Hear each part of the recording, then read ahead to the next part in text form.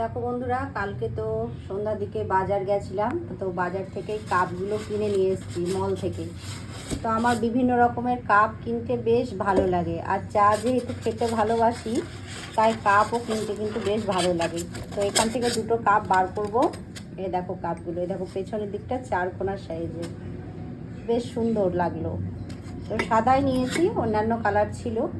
তো দুটো কাপ বার করে নিচ্ছি এখান থেকে, আর চা বসিয়ে দিয়েছি। আর এই দুটো ধোবো, আর দুটোই বার করছি, কারণ ছেলে তো কফি খায়, তো চা অতটা খাই না।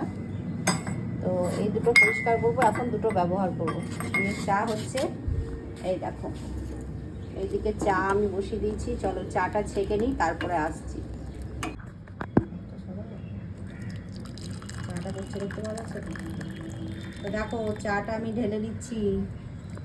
তো চা ঢেলে নিয়ে এবার দুজনে বসে বসে খাবো। তো এই দেখো আমার চা ঢালা কিন্তু হয়ে গেছে, দুজনে 2 কাপ চা।